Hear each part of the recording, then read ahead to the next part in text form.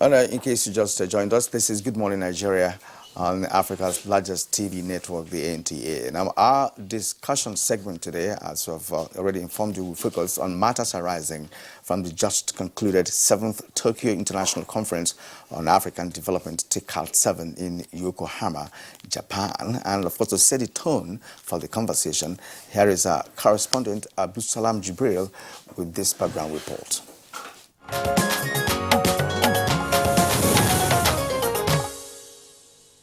The Tokyo International Conference on African Development, TICAD, has become a major global platform for Asian and African countries, as well as international stakeholders, to collaborate for Africa's development.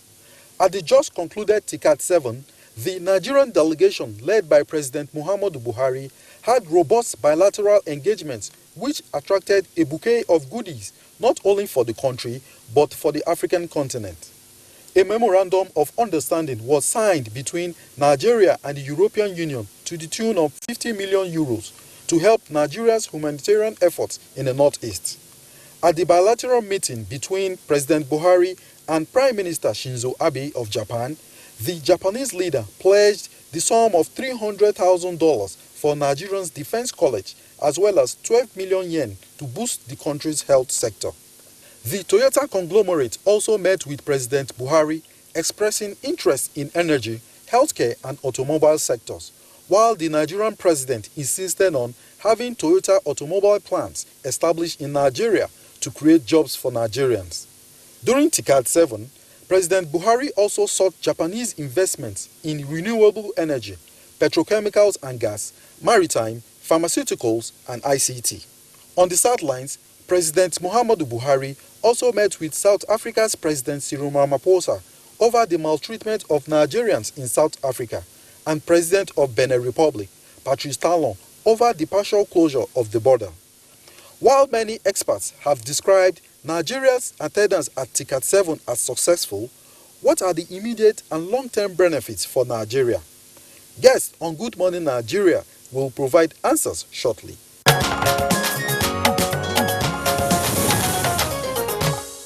All right, thank you very much there for that backgrounder. We have guests with us in the studios as well as remote locations from where we're going to have them join in this conversation. First, let's welcome Mr. Femi Adesina, who is the special advisor to the president on media and publicity and was part of the president's team at TICAD 7.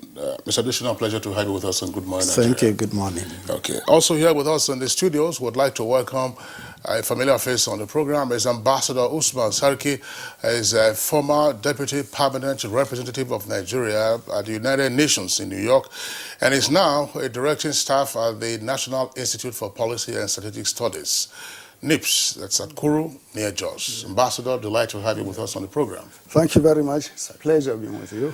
Okay. Also here in the studios, we'd like to welcome another familiar guest, is Dr. Monteiro Amman. Is a lecturer in the Department of International Relations and Diplomacy at Base University, based here in Abuja. Thank you for having me. Pleasure to have you with us on the program. Thank you for having me. Okay. And from our Jos studio, we have His Excellency, the Governor of Plateau State, Simon Bako Lalong, who was also in Japan as part of the delegation from the Nigeria's Governors Forum. Your Excellency, you're welcome to Good Morning Nigeria. Very much, and good morning, viewers. Via Skype from Japan, we have Mohammed Ghana Yesa, who is the Nigeria's ambassador to Japan. Ambassador, good morning and welcome to Good Morning Nigeria. I don't know what the time is in Japan, but this is morning in Nigeria. You're welcome to the program. Good morning. And good morning, Nigerians. It's about 4 here in Japan now. All right. Thank you very much, Mr. Ambassador. Let's, in fact, begin the conversation with you. You're joining us via Skype. And you were host to Mr. President and his delegation, and indeed all others who came in from Nigeria to attend TICAD 7. From a diplomatic point of view, what's your evaluation of TICAD 7 and Nigeria's participation thereat? Thank you very much. First of all, I would like to appreciate His Excellency, the President and Commander-in-Chief of Nigeria, President Buhari, for making it to Japan after a journey of about 20 hours, and for all his engagements while in Japan, Tokyo. Now, for the first time, we had about 200 Nigerians participating this year at the TICAD 7 event. This is the first time a contingent as large as that would attend this type of event. And let me also add that the attendance by about 11 states from Nigeria was also well recognized by the host community. And then we also have major players in the Nigerian industry and the economic sector attending this year's TICAD event, from Bank of Industry, NEBSA, NIPC, NEPC, and so on. But we also have universities, Nigerian universities attending this event. So by and large, from a diplomatic point of view, it was like a Nigerian delegation overshadowed most of the other delegates from other countries in Africa. And most importantly, the engagements Mr. President had with other African leaders were also very, very critical. And as you said earlier in the program, that the President also met with the Japanese Prime Minister and also witnessed the signing of an agreement with EU as part of the EU's assistance to Nigeria to help cater for the IDPs. And all this came within the framework of the TICAD event. It was an intensive engagement, really, because throughout the 7 days that the event lasted, including Mr. President and Nigerian delegation, everybody was really busy and engaged with the Japanese players and captains of industries in Japan and other countries, and also with the co-organizers of the World Bank, UNDP, and UN.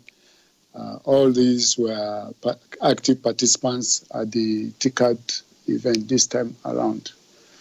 And let me also say that, as you may recall, that in the 80s and a little before 80s, Japan's involvement in Nigerian infrastructure development was very, very critical, especially in the refinery sector and also in the power sector. And as a matter of fact, Japanese built some of our transmission lines in the 80s and late 70s. But because of military encroachment, they at a point left Nigeria. And so I'm so happy this time around that Mr. President was in Tokyo and he was able to engage Japanese at many levels. And we expect that going forward, that we should see renewed involvement of Japanese companies in the infrastructure development of Nigeria. The Japanese have continuously assisted Nigeria in many ways, but this time around, we really want them to come into our major infrastructure sector, like in the power sector and also the rail development sector and the road construction sectors. And they have promised that they are prepared to come to Nigeria to work with Nigerians to move our infrastructure sector forward. They are ready to partner with the Nigerian government and with Nigerian private sector move forward the infrastructure development of the country. It may interest Nigerians to note that the TICAD process has been on since 1993, and the Japanese have involved themselves with developments in Africa. But we expect that Nigeria should benefit a lot more than we have benefited up to now. We expect more benefits from Nigeria this time around, more so that the path to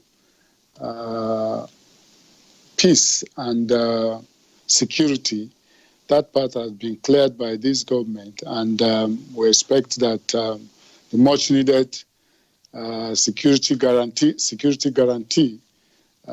is going to be provided by this government, because that has been one of the fears of Japanese people, that Nigeria is insecure. But Mr. President has assured them that with the plans on ground by government, that we expect this security issue in Nigeria to be resolved, and with that, they can move in freely to Nigeria to support the efforts this government is already making towards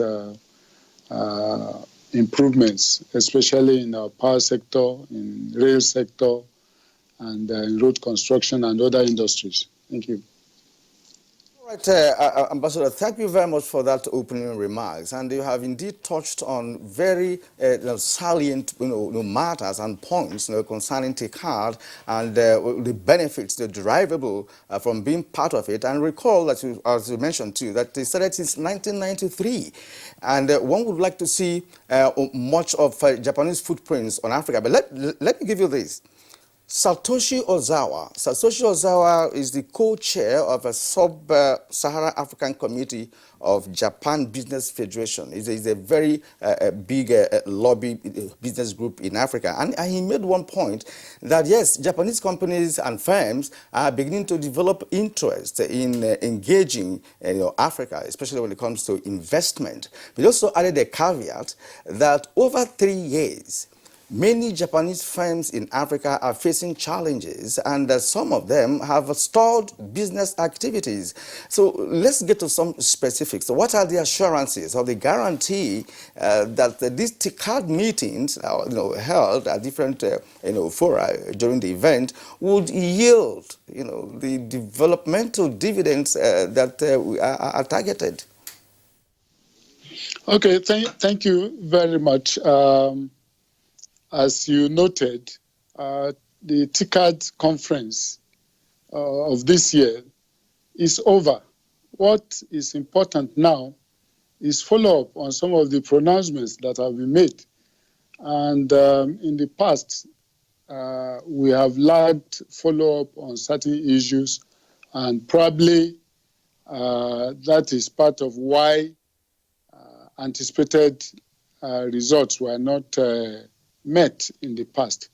But most importantly, the Japanese government has promised to share whatever risks Japanese companies fear in dealing with Africa, whatever risks they think they have to take to deal with Africa. The government has assured all Japanese companies that they are ready to share whatever risks they are afraid of. And I think this is very, very, very, very important. Also, as you said earlier in your program, the JBIC, Japan Bank for International Cooperation, has also assured that whatever funds are required by Japanese companies to engage in Africa or engage with Africa, they are ready to provide such funds. So I think that with these assurances coming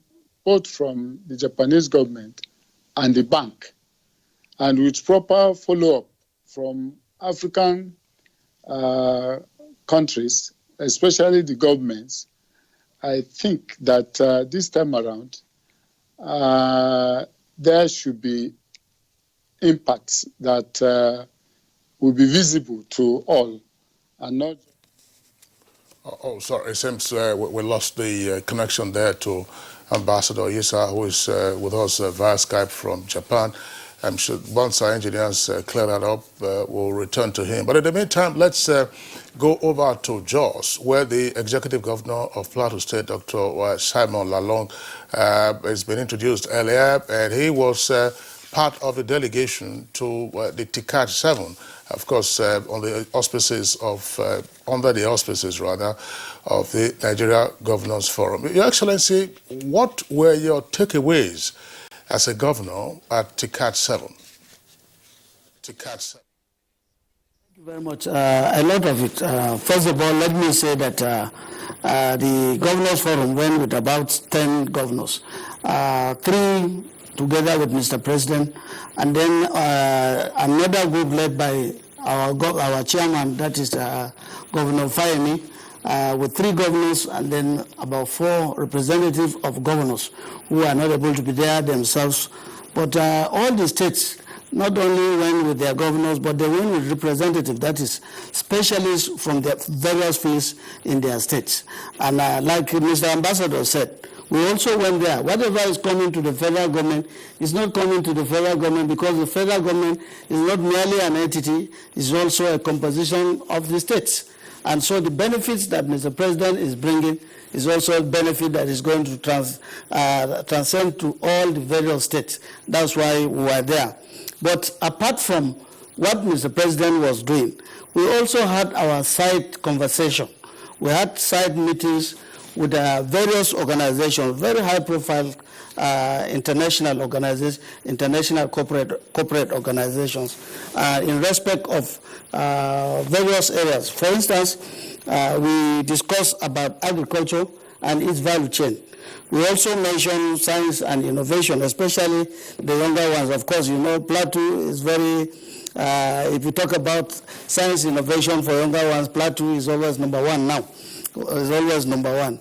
We also look at infrastructure development, how we can also get some assistance in respect to developing infrastructure in our various states. And then small and medium enterprises, that is the SME, the waste management and renewable energy. In the course of our discussions, we had interactions with a high-profile group, and it is called Grassroots Initiative for Tangible Change in West Africa. And where we met also the Afri-Japan, that is the acronym, Afri-Japan, a group of business organizations with very good investment potentials. And so it was now left to the states to open up to all these various organizations. And so don't forget, we are also part of what federal government will bring, part of the 50 billion that is going to come from Japan. And so when we met with these various groups, we had interactions, we had open discussions, and a lot of states were even able to gain and sign some kind of what I will call memorandum for future intervention in their various states. Plateau was no exception, because we had our discussions at that level with some of them, especially in respect to youth empowerment, level of youth empowerment and youth innovations. So I will say that we didn't go there for mere jamboree. We gained a lot from assisting the federal government and also taking home a lot of things that will also help, especially like the assurance of the assistance of a loan of about $300 million to some states, $300 million to some states. We have seen that happen in some of the states, and eventually, so when you invest well, instead of a loan, they turn it into a grant. And so all of us are keen into it, and we are only representative of our various states, of the various states of the Federation, but particularly many states that were there left home with a lot of things. Your Excellency, thank you indeed. We are still remaining with you. this is not the first or the second time Nigerian government is engaging in such international conferences across the globe. We had that with China, sometime last year, and this time we were talking about TICAD. Now, you told us that about 10 governors were in attendance, and of course you have a focus, which of course have to attract development to states of Nigeria. Now, one question is, Your Excellency, that what has become so problematic in the governance of this nation is the fact that sometimes the subnational governments do not key into federal government initiatives, not just on this TICAD issue, but in other matters. Now, what are the assurances that your colleagues who are driving the ship of their states are prepared to ensure that whatever gains accruable from TICAD meeting will trickle down to Nigerians, because the majority of Nigerians are in states? What is the guarantee that this time around that there is seriousness attached to this event? I must say that in the last one, the last summit in Japan and also in Kenya, I think there was no consciousness like the one we went this time around. Those ones, I think they attended, and no special invitation to the governors.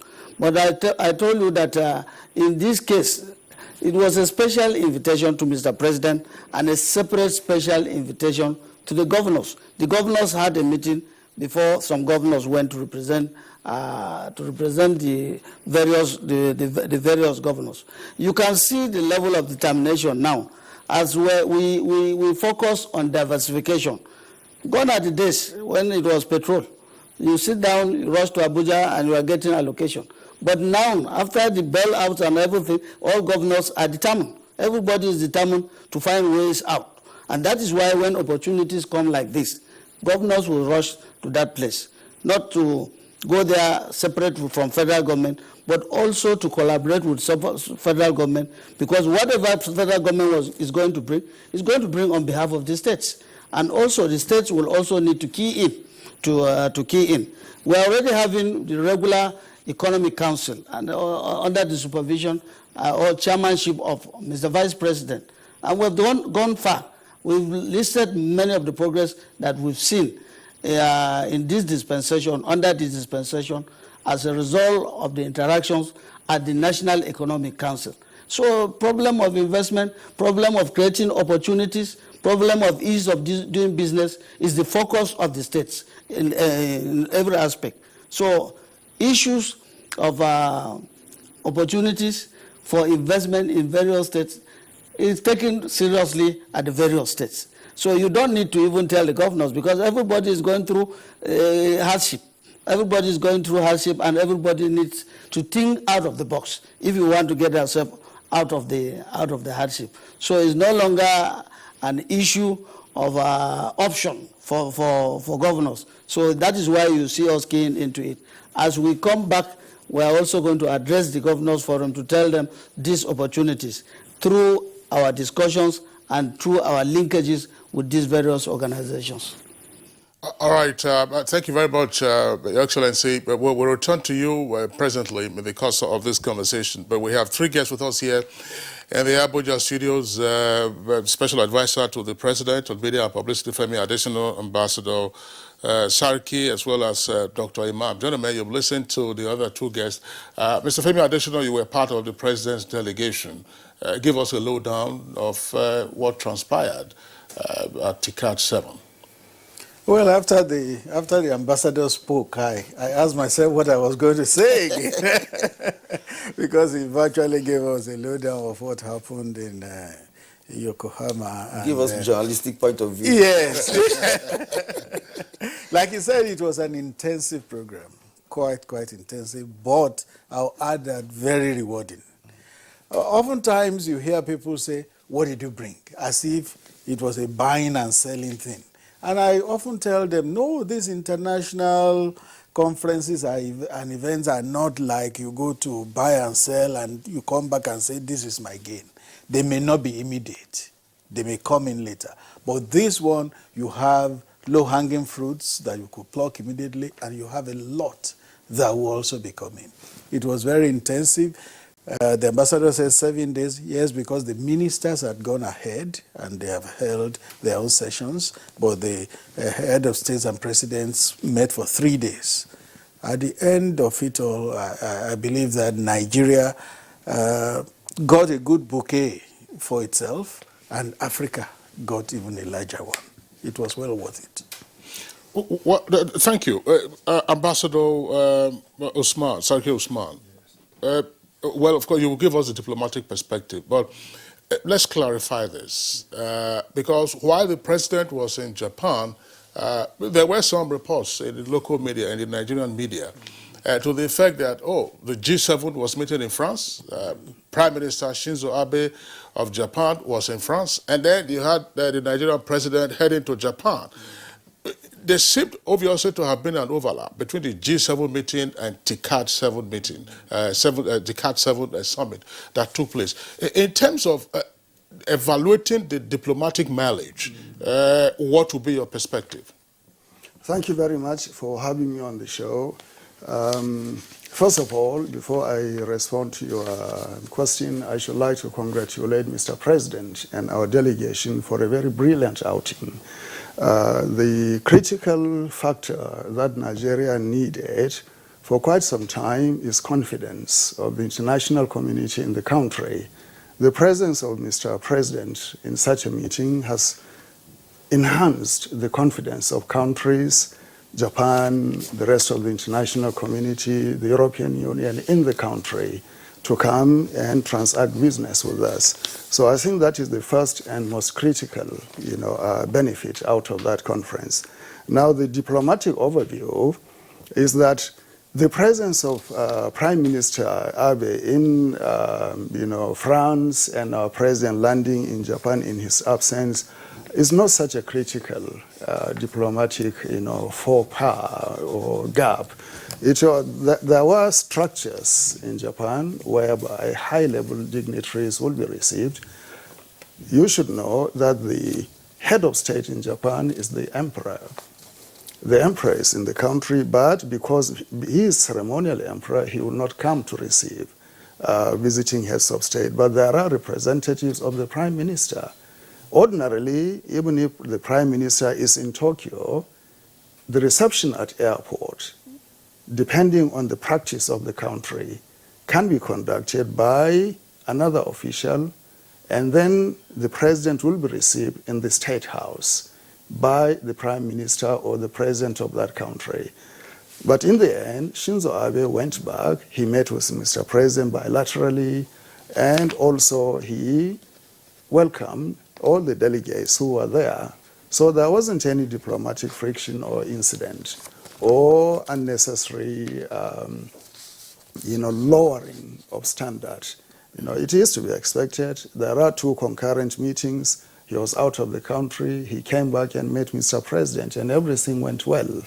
I think we should look at the substance of the engagement and not the, the trappings.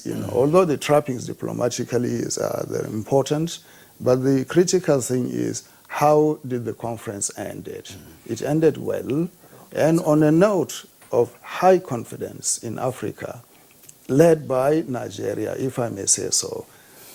And the other diplomatic aspect, which many people are not paying attention to, is the critical role now Africa plays in the international community today.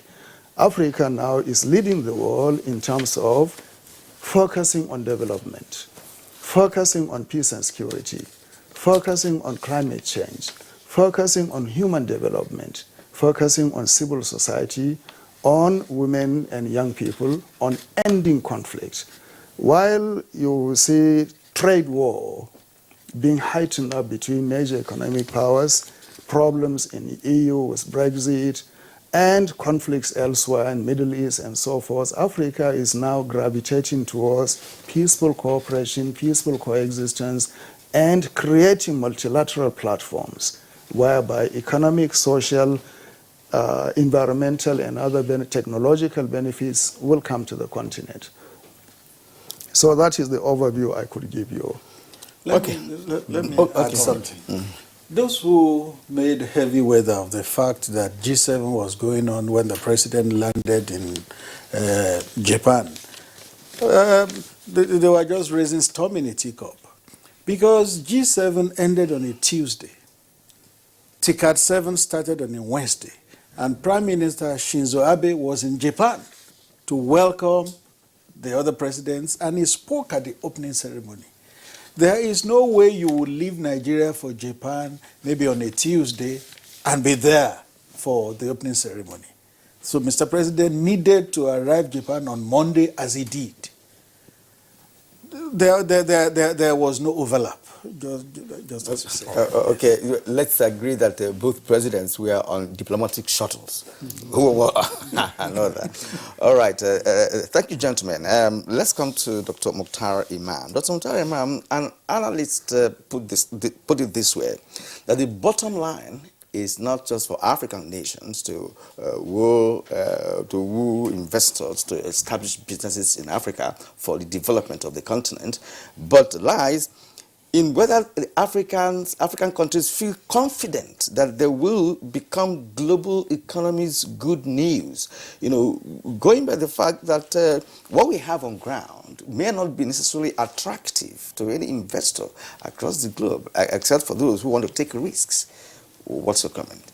Well, I'll start from the last part where you landed. I think what we have on ground is very, very enticing. That's the reason why, like Ambassador mentioned, Africa has become the next frontier. This is where the world is coming to, and that's because of what we have. Again, I think I align myself with the position of whoever that analyst is. It's very key that we understand that beyond just the discussion of African leaders going to the international community and demanding and requesting and even sometimes begging for handouts and so on and so forth. There is the need to look at how we present ourselves. In diplomacy, like I have often mentioned, you're bargaining from one of three positions. You're either bargaining from a position of strength, a position of weakness, or in no position at all. So it is very key that at this point in our existence, that our leaders understand that once you're confronting another leader, you're meeting him as a king meeting a king. We don't go begging cap in hand for things that we already possess. Yes, there might be potentials that we have, but we will be able to harness them. So it is very, very important. Having said that, I again want to join all the others in congratulating the president and the country at large in the well-organized presentation that we saw in TICAD in Japan. It is very apt. The theme, particularly for the conference this year, was very apt, and it's a welcome development. Diplomacy, of course, has been in the front burner of issues from time immemorial, and it's going to be there beyond now. And as a matter of fact, trade amongst nations and relations amongst countries is one of the three reasons that have helped avert a third world war. It is very, very key. Interrelations among states, interdependence among states within the international system has helped to temper down the agitations, the confrontations that we would have seen, which would have spiraled into a third world war. So yes, it is a welcome development. And again, I must congratulate the president and Nigerians at large for what we see in recent times. And what am I talking about? Nigeria's diplomatic image within the international system has become, over the years, say in the last 3-4 years, very remarkable. We have been embraced across the world within the international community as having displayed certain level of credence. Yes, of course, you would have bad eggs here and there, but this is very, very key to take home. Now, apart from what we've seen happen, I mean, what has played out in Japan, I think beyond the conversations that have happened, beyond the bilateral agreements, beyond the memorandums that have been signed and so on and so forth, we need to begin to reverse this situation and look at not just what these countries within the international community can do for us, but what we also have to offer as well. It is also very, very key that we look at that. Because if we consistently talk about what these countries can or should do for us, what should we do for ourselves? For crying out loud, this is the second largest continent in the world. look at the resources we possess in Nigeria. Every state has at least one mineral resources. Shouldn't we begin to talk about how we will harness these resources, both in mineral and in human, and find how we can synergize to uplift the living standard of our people? I think this is where the conversation should begin to go. Yes, we see a bit of that. I think TICAD is, beyond what we saw, a platform that African leaders should have used. I am very well aware that a lot of them had side meetings, which is very normal with conferences like that, to have conversations on how to move the continent forward. These are some of the things we should begin to see, because the conversation itself was around Africa and Africans. And Kinsley, before you take your question, so what he just said is quite interesting, because a Kenyan professor, he's a Professor Makau Mutua, he's the board chairman of the Kenyan Human Rights Commission. He said that TICAD is a begging meeting. And why did he say so? He said that African leaders prepared to make Africa attractive, not to go beg, and make your place attractive. Resources are not enough. Infrastructure, power, and what have you. That's right. Well, Kiriam, that's a valid proposition. And following from what Dr. Imam has said, I would like us to return to His Excellency, the Governor of Plateau State, and get the benefit of his interaction, of course, along with his colleagues, with others who were present at the TICAD side meetings. Now, Dr. Imam is here talking about how we frame our engagements at international meetings, whether on the sidelines or on the main agenda. Is this a quid pro quo approach, or we're still going with a begging bowl, and in a world where there is already donor fatigue? So, Your Excellency, what was the experience of the governors in Jos, in TICAD, in Yokohama? What was the experience? I mean, what was the quid pro quo? I'll give you one example now, aside from the governors. I mean, I would be shocked if we didn't try to look for Chiyoda, which constructed the Kaduna refinery in the late 1970s. And here we are grappling with 4 refineries that are producing less than 20% installed capacity. Your Excellency.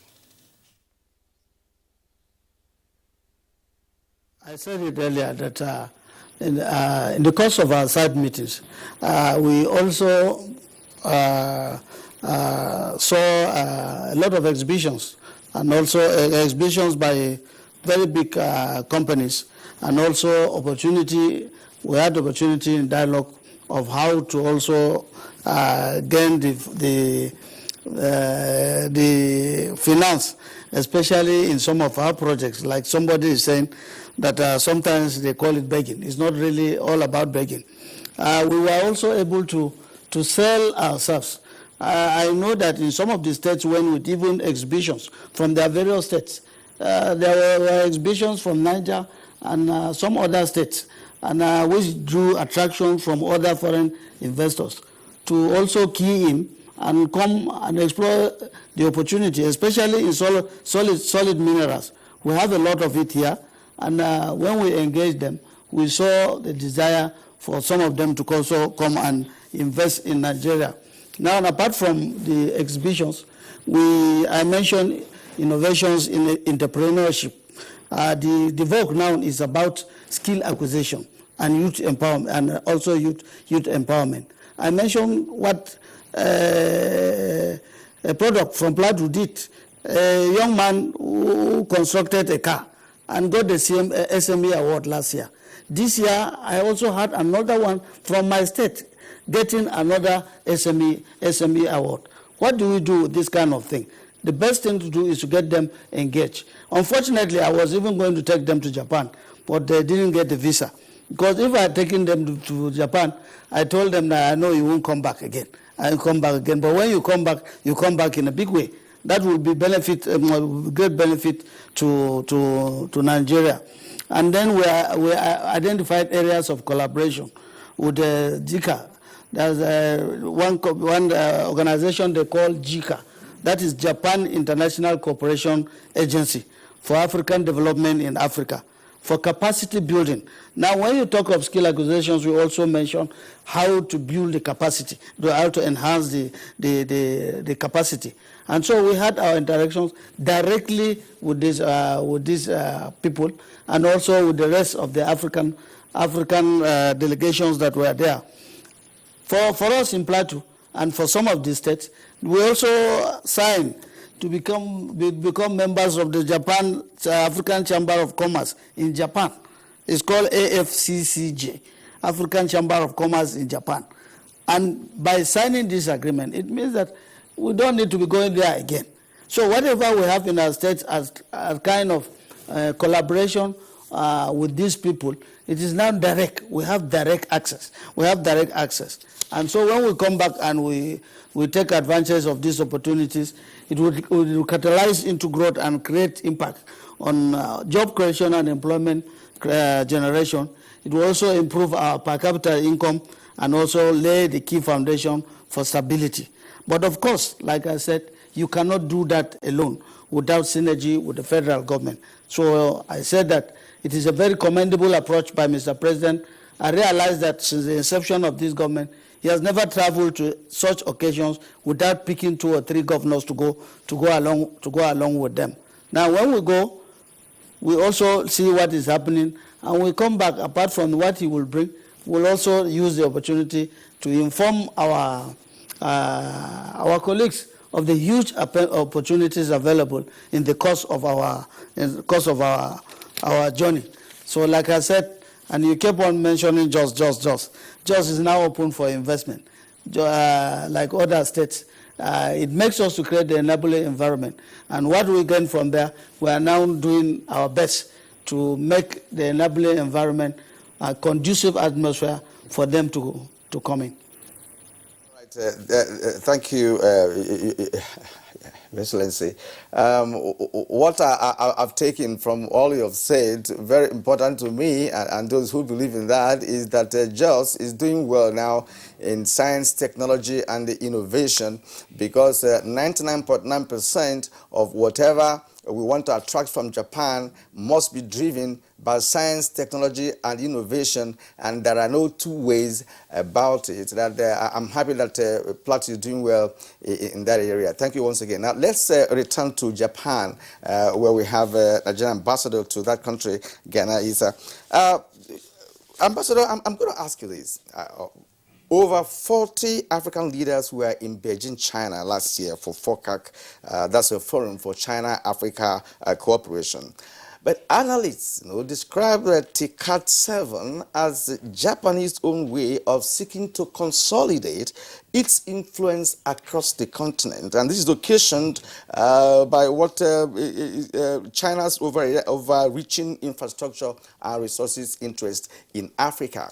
Now, I'm asking this because you are in Japan and you understand the business philosophy and ideology of an average Japanese businessman. Are you convinced that after all these signings of memorandum of understanding and what have you, that we are going to get a good bargain? Okay. Thank you very much. Japanese pride themselves of the highest level of technological development. And they also preach that whatever they want to do must be of high quality, the highest quality possible. Now, to bring investment or support to any country, not only African countries, it takes Japanese some time to decide, unlike the Chinese that could decide very easily and within a very short period of time and get themselves engaged in an African country. Japanese take some time. But as a former student here in Japan, and after having studied Japanese people for a very long period of time, the quality of what the Japanese have to offer can be compared with the highest available quality standards. And therefore, if African countries are able to satisfy the initial conditions which they try to pose sometimes, and essentially what they pose as number one issue is the issue of security and peace. Once that is assured, the Japanese are ready to engage with Africa. And earlier on, I think one of you was saying that, was asking whether African leaders have come to Japan cup in hand to beg. I think that African countries have passed that level. And one could hear from the leaders as they speak one after another, that they were in Japan not to beg. They were in Japan to seek for not grants, but investments. And so that rules out the issue of begging. They were in Japan to ask Japanese to invest in their respective countries. And if you have followed TICAD's development over the years, this year's TICAD is unique in so many ways, in the sense that, unlike in the past, where political discussions, issues of representation here and there took the center stage, this time around, business, trade, and economy took a major stage this time around. Also, it was very, very clear to African leaders that the Japanese are also worried about the involvement of China in Africa. And I think the Japanese are ready to also compete favorably with the Chinese as we move on towards development of infrastructure in Africa. One central issue that was also discussed exhaustively was the issue of peace, security, and stability in Africa. Because all leaders agreed that without peace and security, there can't be any reasonable or sustained development. And this was also emphasized eloquently by most leaders. So I want to agree that moving forward, it is time now for Africans and African leaders to engage the Japanese more on development of infrastructure and other facilities in Africa. And I think... Well, Ambassador Issa, very quickly, because I threw that as part of the question I asked the governor of Plateau a while ago. Was there any conversation around Chiyoda and the refinery establishment as an investment opportunity in Nigeria? Well, as you rightly said earlier, Chiyoda was part of development of our refineries in the past. And before the visit of the president, I made all efforts to get an appointment with Chiyoda to get them to meet with Mr. President. Unfortunately, due to reasons best known to them, they were not able to grant me audience.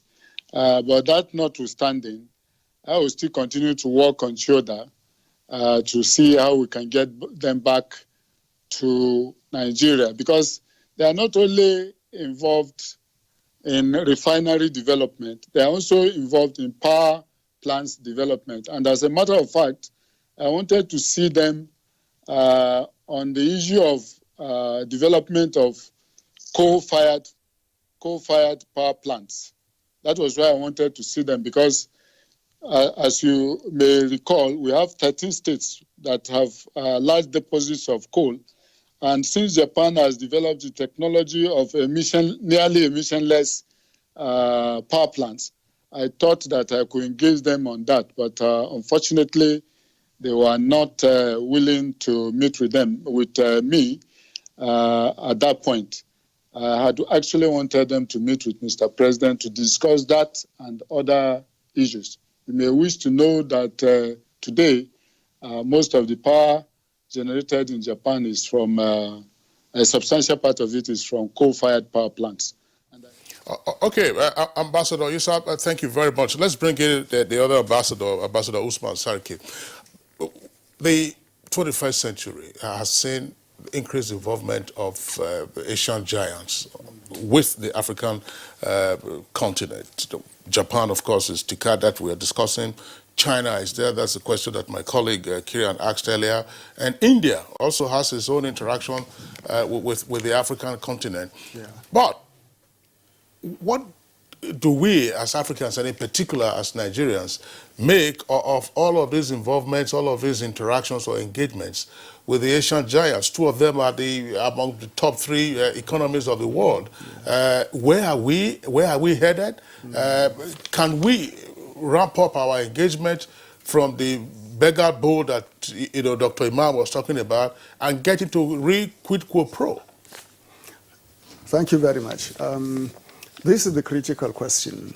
And many Nigerians and indeed Africans are wondering whether this is a recolonization of the continent by actually allowing ourselves to enter into initiatives driven by other countries, and the whole of Africa will go to one country, meet with the leaders of that, and come back. 54, 53 or 54 countries going just at the summons of one country. But this is looking at it superficially. The critical thing that is lacking in Nigeria and largely in Africa is precision in policy and also the discipline to implement policies and programs, and building the capacity of government and the state to harness the resources, to bring together all the factors required to develop our countries. Now, the idea of recolonization and so forth are feeble arguments. The critical thing is how ready are we actually to look inwards, to develop our resources, our capacities, and create the environment whereby we can deal with other countries on near equal terms or equal basis. Now, coordination in government is something that is required. For instance, what is the role of the Minister of Finance, National Planning and Budget in translating policies into programs and programs into action? What is the correlation between the federal government and the states, the subnational entities, where if you are talking of minerals, the minerals are not in outer space, they are located in state boundaries. If you are talking of agriculture, they are in the boundaries of the state. What is the relationship between the state and the federal government in terms of coordinating policies to develop the resources? But the important thing also is, what are the long-term plans? Do we have a master plan? Do we have a national plan? The last time I could remember we had a national plan was maybe the 3rd national plan, which was not even carried to its logical end, and we substituted it with things like the structural adjustment program and other things. Today we have the economic recovery and growth plan. But is that a national plan? It is not a national plan. It is a programmatic action addressed at recovery of the economy. What do we have actually to create in terms of a master plan that we can now use to drive the country towards achieving 3 or 4 critical outcomes? 1, development of infrastructure, overcoming the power deficit, tapping the mineral and agricultural resources, and creating a scientific and technological base. Without a national plan, our actions will be ad hoc, uncoordinated, driven by expedience and not by policy, and also it will be temporary, because once a government goes, another government that comes in will now think of something else to say, let us bring a program, our own, and forget about that. So the Asian countries that you spoke about, they have continuity, they have vision, they have discipline, and they emphasize coordination. China, once a decision is taken at the Party Congress, that decision is sacrosanct. By the date they said a project will be accomplished, that project is accomplished by that date, regardless of the obstacles. The same thing with Japan, and India is proving to be very efficient today. Are we in that league? I don't think we are in that league. We need to now really enhance the capacity of the civil service, of the governance structure, and look at how resources are being used, the little that we have. Does the federal government have control over the states in terms of how they run their budgets? We don't know. And the federal government itself, how does it manage its budget? Mr. President will go to the National Assembly and submit a budget in January or February. In April, May, June, July, you don't have a budget. And when you have a budget, by September, October, implementation of the budget is maybe 30% or 40%. How do you expect countries to take us seriously, to engage with us when we can't even determine how our budget is being executed? Yeah. And that is why I mentioned earlier that the Ministry of Finance, Budget and Planning is very, very critical. And also, my last point, we don't tap into institutions. What is the role of the National Bureau of Statistics in terms of creating the platform, giving the data to government on which to work on, to create parameters for choosing our priorities, organizing our system? What is the role of the Ministry of Foreign Affairs in terms of actually entering into agreements, treaties, and conventions and other things that will give the legal backing to our relationship with other countries? What is the role of the Ministry of Justice in terms of creating the legal framework whereby once a decision is taken, it cannot be changed, it's sacrosanct? Look at the PINB saga. PI something saga. The minister or the attorney general said they have no records, or actually, he's not very much in tune with what is happening. You don't blame him. The central bank governor said they don't have records there. The Federal Executive Council, it has emerged today that they did not discuss it. So how do you expect countries to come and deal with us at the level of seriousness that is required to drive a system to a certain level in the 21st century, as you mentioned? Yeah, we shouldn't be operating the government like native authorities today. Really, we should operate the government at the 21st century level, driven by legality, by technology, by precision, and high level of organization. And that is what this government wants to bring. But the capacity, is it there in the system? That is the question. Well, well spoken. Very interesting analysis, because we have to call it spade. And what you said about China and Japan and others being serious, especially in terms of implementation of policies, is apt. Now, let me give you just a comparative little analysis. More than 3,700 Chinese firms operate in Africa, and about 1 million Chinese live in Africa. Against Japan, which are about 800 firms operating in Africa, with about 8,000 Japanese living here. So the parameter is clear, as to, in terms of seriousness and what have you. But let's hope that TICAD will bring a new vista of hope between Africa and Japan. Here we also have to factor in the almost now eternal rivalry between China and Japan. All right, this is Good Morning Nigeria. We'll take a short break now. When we return, we'll be doing the concluding part of the show. Stay with us. All right, welcome back, and it's still Good Morning Nigeria live on the network service of Africa's largest television network, the Nigerian Television Authority.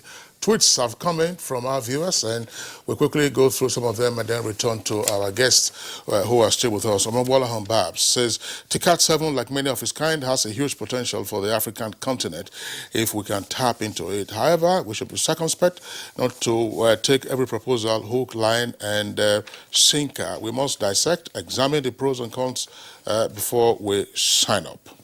All right, from Francis Sobi, there should be proper management and investment of whatever financial support we have received into the Nigerian economy and provide information on what has been achieved so far. Now, this is Comrade Ngala. International Conference of African Development held in Japan.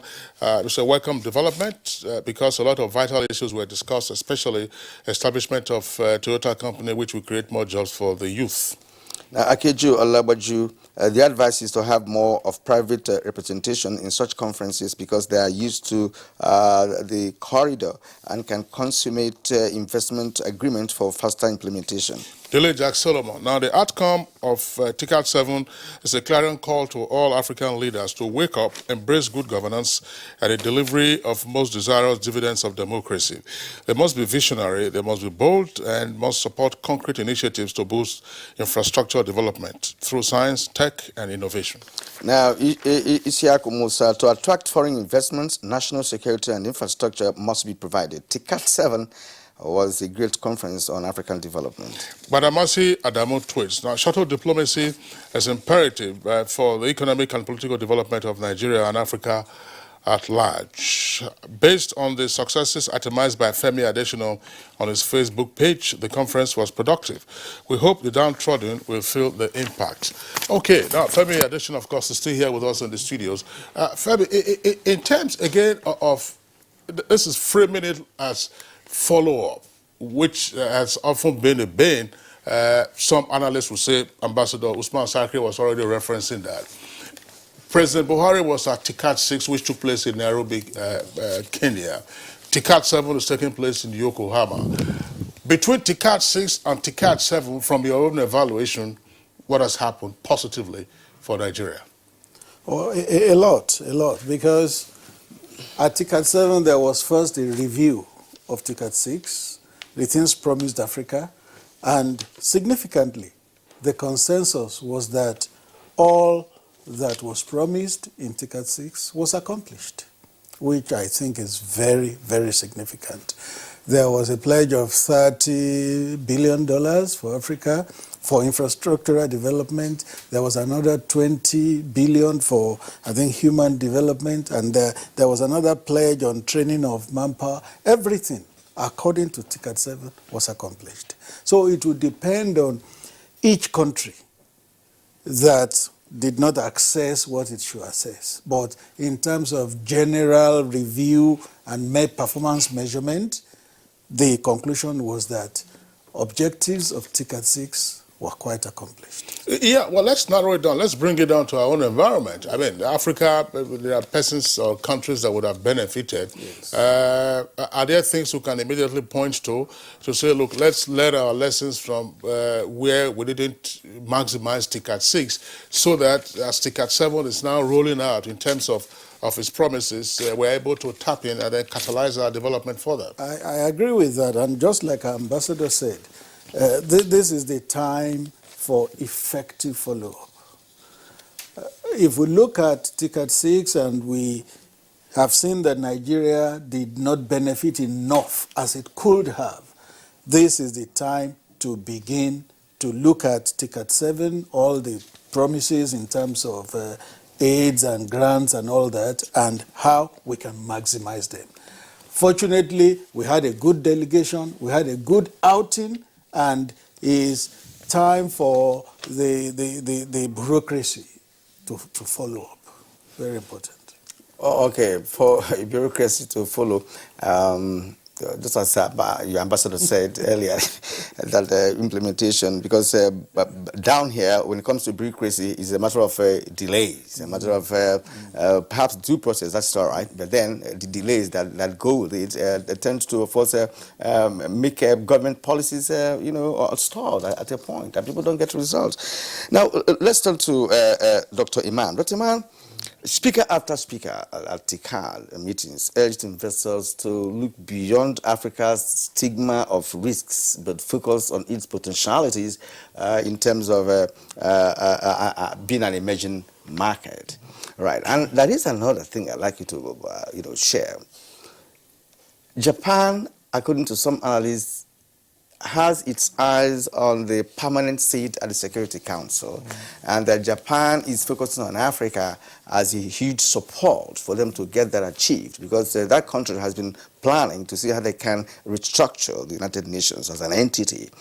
Now, is the TICAD, I don't know, diplomatically speaking, right? You know, what do you make of this? Their interest in Africa, giving them support, and of course their interest in bearing the risks inherent in Africa if you must do business here.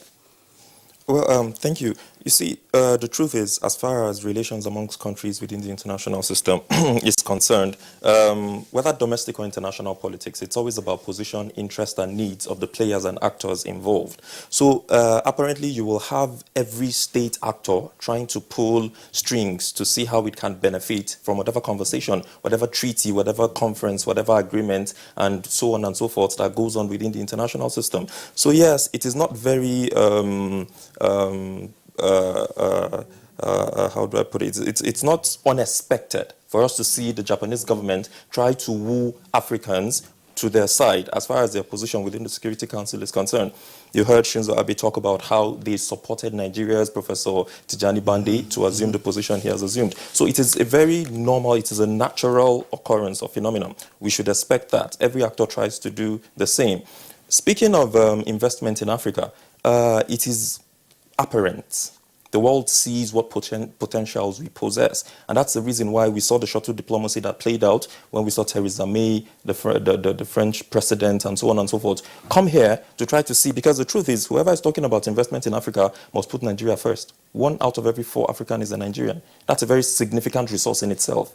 So yes, again, Africa is the destination for those countries out there. But we must put ourselves into a certain position where we will talk about how we will gain significantly from whatever bargain that goes on within the international system. That's the first and the most essential rationale for the existence of a state.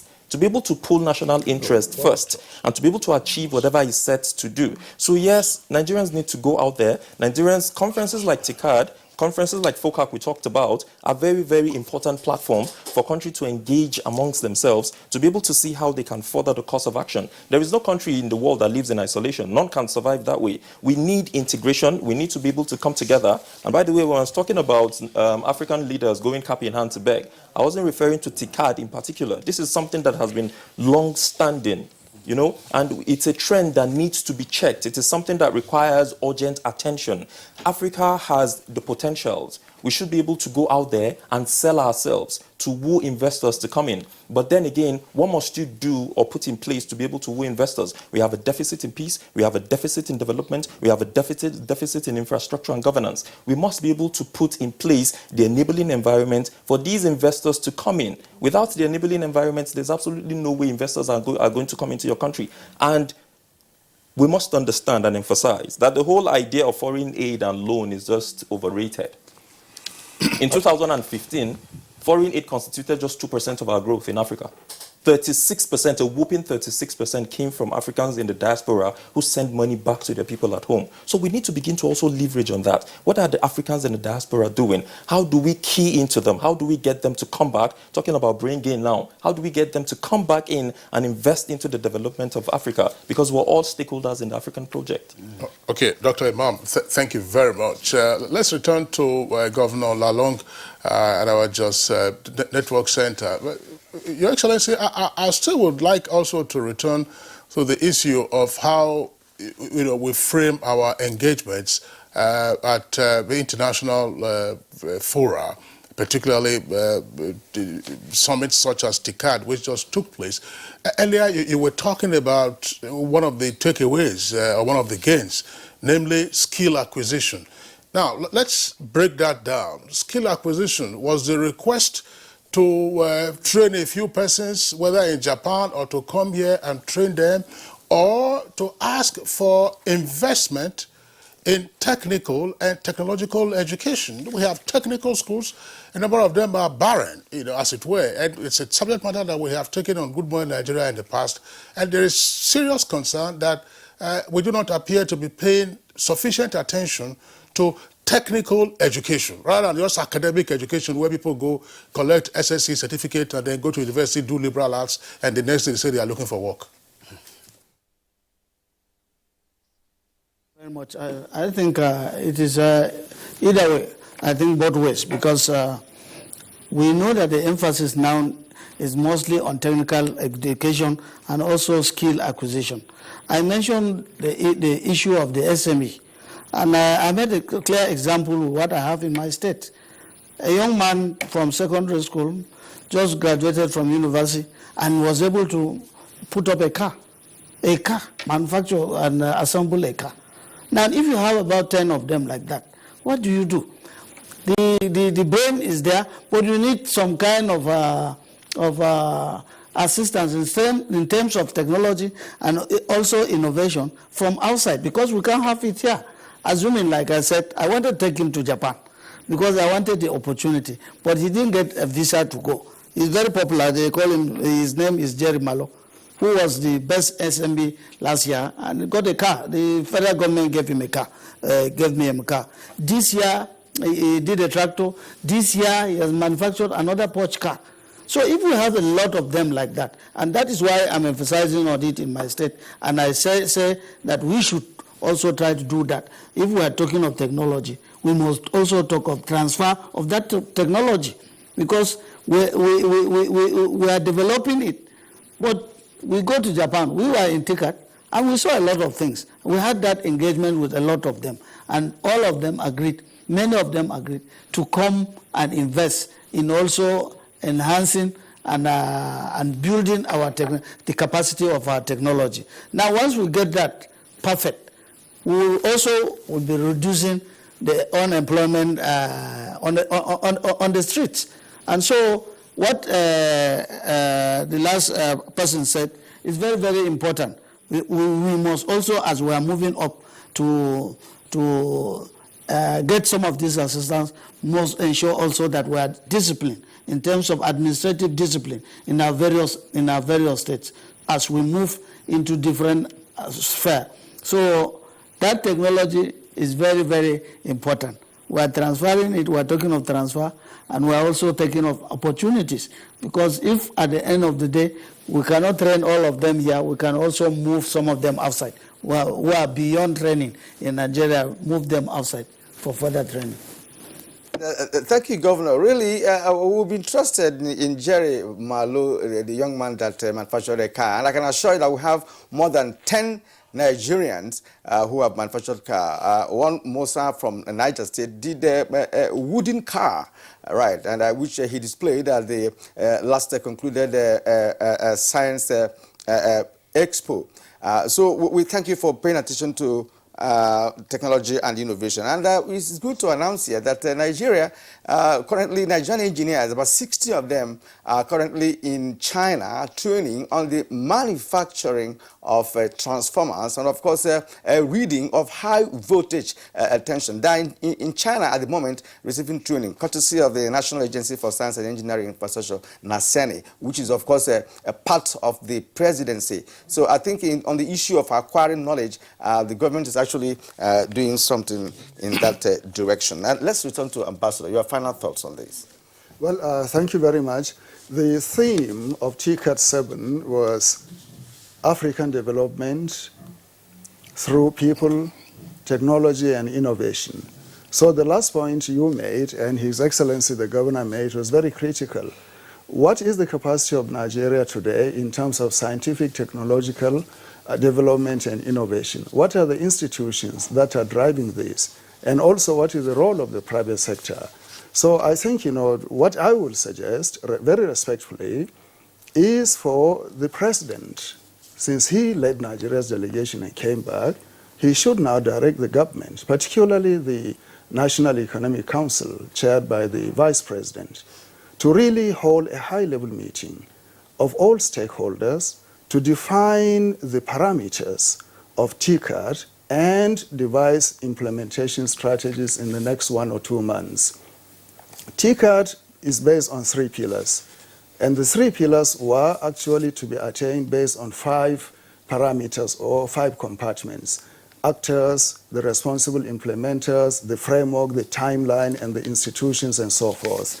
How are we going to now translate the outcome of the declaration to national policy? Vice President should now call institutions like NIPS, the National Institute for Policy and Strategic Studies, the National Bureau of Statistics, the Raw Materials Council, NOTAB, all the critical institutions that will now contribute towards formulating a policy for the next 3 years. We cannot go to such institutions, such meetings, come back to the country, and after 3 years, we go and adopt another declaration without going there to say, these are the benefits that we have on the ground. So we need to be really practical, focused, and determined. Institutional coordination, capacity, and the political will to drive the process are very critical. And for the time being, I think we need to really focus on these things. All right, Ambassador Usman Sarki, thank you very much. Let's go also very quickly to Ambassador Gana Yisa, who is still with us via Skype. Ambassador Yisa, it was news to my ears that when you were indicating the size of the Nigerian delegation, that they included, academics from Nigerian universities, and indeed several other persons that you listed. I was just wondering, does the Nigerian mission in Tokyo, that's covering Japan now, have an information officer? And how well was information about Nigeria's participation at TICAD 7 reported back to the Nigerian audience? Or was it just mere reliance on the president's own media team? No. Thank you very much. Of course, we have an information division. And a lot of what happened in TICAD is being uploaded on the website of the mission. And we'll continue to see a lot of information on what has been done during TICAD 7 as we move within this week, as the week runs out. Now, I wanted to say that I agree with Ambassador Serki that, you see, TICAD is every 3 years. And whatever pledges the Japanese have made during this TICAD will lapse in the next 3 years. So it is important, very, very important, that we as a country, we make concrete arrangements as to what we want to achieve in the next 3 years from this TICAD process. That is very, very, very, very important, because definitely the Japanese will not come in with their investment or intervene in any developmental program of the government if we do not say in clear terms what we actually want. So that is why from onset I was talking about follow-up. Let us, as Ambassador Serki was saying, let the relevant bodies of government meet and say, okay, for this TICAD period of 2019 to 2022, let the government of Nigeria say this is what form of intervention we want, and then we'll push it to the Japanese to respond to that. Because as Mr. Femi Adesina was saying, in the last 3 years, yes, we benefited from the TICAD process, but we didn't get as much as we should have as a country. And as large as Nigeria is, other countries, especially in East and Southern Africa, benefited more than Nigeria. And probably because we didn't have a clear-cut idea of what to demand from the process. So I think...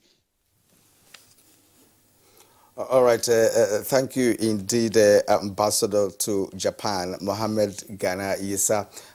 we've actually taken down your contributions. Thank you very much immensely for sparing your time to be part of this program. Thank you very much. We are hoping that TICAD will yield dividends in due course. And gentlemen, this is where we conclude today's edition of Good Morning Nigeria. And let me appreciate Femi Adesina, Special Advisor to the President of Media and Publicity. Femi, thank you for being here. And Ambassador Usman Sariki, former Deputy Permanent Rep of Nigeria to the UN. We appreciate your contribution this morning. Thank you for coming. And of course, young Dr. Mokhtar Imam, lecturer, Department of International Relations and Diplomacy, Base University. Relatively young. Relatively young. Yeah, we thank you for coming. We thank you very much. And of course, the governor of Plateau State, who's been wonderful. He's becoming a regular face on Good Morning Nigeria. So we appreciate your time on the show today. Thank you very much indeed for being part of our program today. And please continue to promote science, technology, and innovation in Plateau State. All right, so that does it for the conversation segment. Let's see what's happening on the sports scene.